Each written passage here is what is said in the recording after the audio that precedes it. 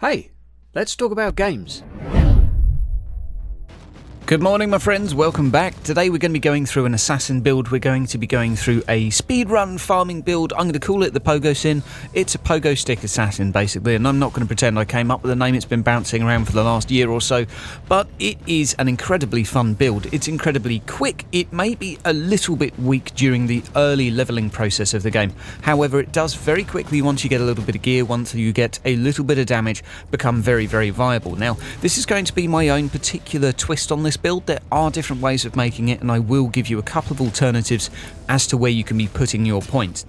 Now, the main philosophy of this build is going to be simply spamming Serpent Strike. So if you can get any cooldown reduction on Serpent Strike on your weapon, that is going to be immensely useful. The build doesn't revolve around this particular enchant on my relic weapon, it's just the one I happen to have. You could go with many others, such as double damage and a chance to heal you, or even you could go with the deflect bonus turning into your, dodge bonus for the assassin turning into extra damage. That would also be pretty useful. Now, to go through the perks we're going to be focusing primarily on crit. As you can see, we're rocking 41% critical hit chance over here. So we're boosting that up by 10%, which is already calculated into the 41% here. And we're also going to be stacking up some extras using Keen Fury. Every single time you get a kill, you're going to be getting 1% critical hit chance and 1 critical hit damage. And that's going to last for 5 seconds, but the speed you'll be killing stuff means you will constantly have 10% critical hit chance and an extra 10% critical damage, which is just going to allow you to really steamroll through the map, and we're going to have a lot of critical hit chance by the time we're finished with this build. Lastly, we're going to be going for fluid attack strategy, which means every single time you dodge, you're going to be getting a 50% melee damage bonus for 5 seconds, which is going to stack very nicely with Battle Dance over here within the close combat training, meaning we have 70% damage bonus for 3 seconds, 50% for 5 seconds after doing a dodge roll. So before every Serpent Strike, I would suggest you do a little roly-poly and then jump on the enemy, and you will deal a considerable amount more damage. Next up, as a little shout out to some of the gear choices, I would strongly recommend digital weapons with this build. Of course, that's going to give you the extra 30% crit lasting for 30 seconds, which is absolutely amazing, bringing us up to 40, 50, 60, 71% critical hit damage, an extra 10% with that stacking debuff from the perk. That is going to be a lot of critical hit. And not to forget as well, the Inoculator, where we can also pick up another 10% critical hit, bringing us up to 91% critical hit and a lot of extra critical hit strength. Really, I would suggest using this Inoculator combination. It's incredibly effective. Having the heal on there, of course, is pretty useful, but also having the medium and elite enemies having a 15% chance to drop a supply pack is insanely useful for this build, and it will allow you to keep the Inoculator running as well as the digital weapons and really make this a lot easier. Considering we're speedrunning, this 20-second buff is probably going to be lasting about a third of the mission duration, so exceptionally useful. Next up, let's revisit the skills. As you can see, I've invested more into close combat than I have into area effects. Many people that are rocking pogo stick builds love to go for the area effect tree. This way they can pick up the extra cooldown reduction when you get the final point invested. And this is for every kill you will get 8% cooldown reduction. Now, here's my gripe with this. The cooldown on my weapon as it stands at the moment is 1.6 seconds. We will be getting a little bit more cooldown with that, but any more is simply not necessary. If you want to have cooldown reduction, which you can use to spam something like the Fabricator Distortion Armor, this can be quite useful. However, I'm not particularly fussed on that. I don't feel like I need it for this build, and I prefer the close combat tree simply because this is going to net me more total damage. It's also going to get me a nice bit of sustain with 50 hit points per kill. We're going to be picking up 7% damage here and there. We're going to get some extra damage here, extra critical hit chance along there, another 4%, and we're going to get what I consider to be a really important skill within this, which is critical hits will provide a +1 stacking vulnerability to the target. And this means, given our critical hit percentage, more or less every hit you do will do a vulnerability, and therefore you can stack a little bit of vulnerability on your gear, or vulnerability bonus, meaning that every single time you hit something, you're going to be doing about 15 to 18% more damage to them with the next hit, and that's going to ramp up each and every time, making this a lot better at taking down single targets.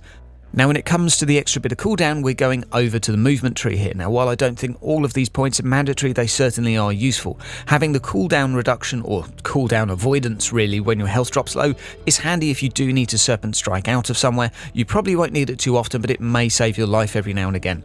Next up is cerebral feedback. This is exceptionally useful given our 91% critical hit chance that we'll be rocking, and this is going to allow us to bounce around the map, getting a lot of extra cooldown on any of the other abilities that we need. So be it our armor or anything else, the speed in which you'll be clearing trash, for me, cerebral feedback is enough to get plenty of cooldown reduction, even probably enough for the fabricator distortion. Lastly, we're going to be going up here all the way to get dodge move, costing 50% less adrenaline. Now this is simply to save us some adrenaline, as we're not using any adrenaline resource mechanics, regens, things like that. This is just to allow us to spam dodge far more often, as we will be using it before doing every serpent strike. Given the amount of kills you'll be getting though, you will find that your adrenaline naturally stays quite high, but when the game starts to slow down a little bit, you will find it trickles down. So this is certainly something that you could look to speccing into, but you could equally avoid these 2 points and spend them elsewhere.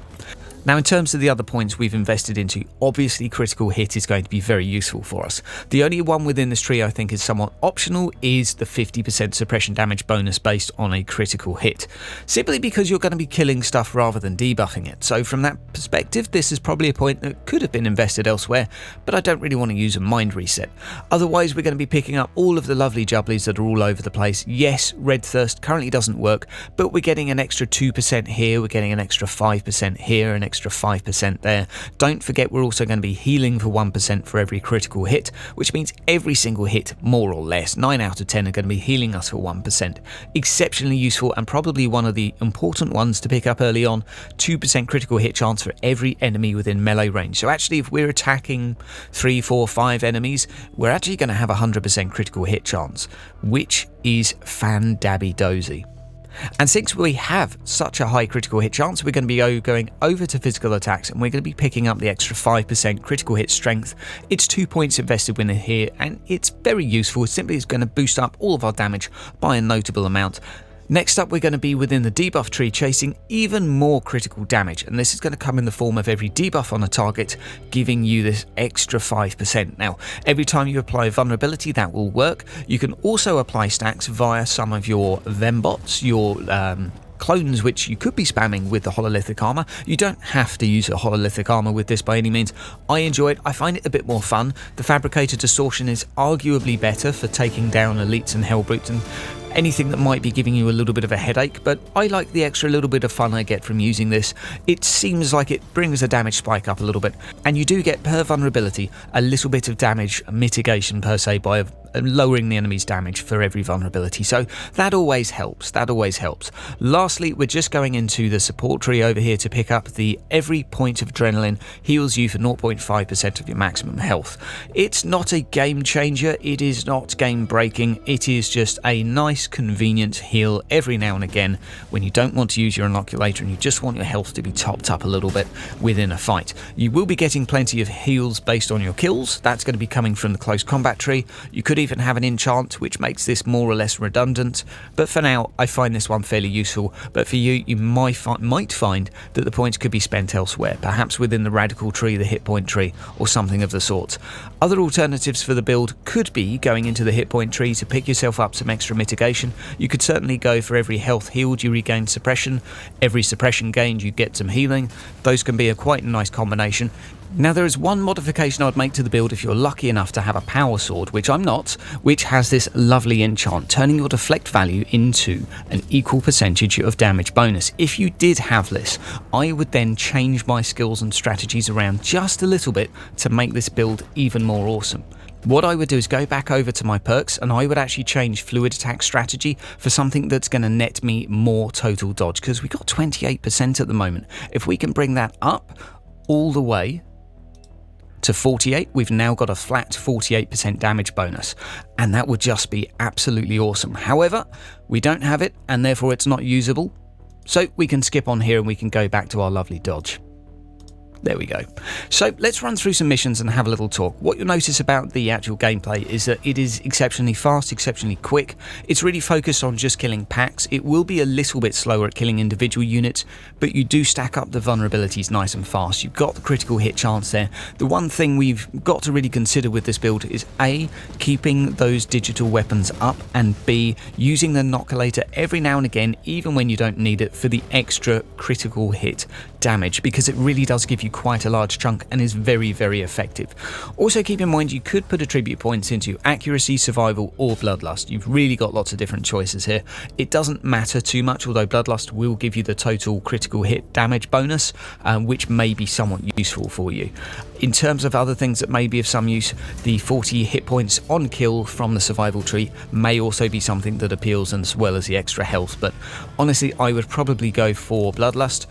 But, of course, I do think this is somewhat flexible and down to personal choice. Now, that about wraps it up for the build, guys. It's really all about the speed farming with this. When you've got some events that you really just want to bash through quickly, this is hopefully going to help you out a little bit. There's lots of different ways of making pogo builds. You can focus on the AoE tree if you like, but if you're doing this during the leveling process, I would really suggest going for the melee tree first. However, I will say, hands down, during the leveling process, I find the Cathian sword far superior to this. But once you get to the point you want to do some speed farming, or you're feeling a little bit cocky, this build is a lot of fun and, well, you get to relax, chill out, and just spam through some missions nice and fast. Take care, guys. All the best.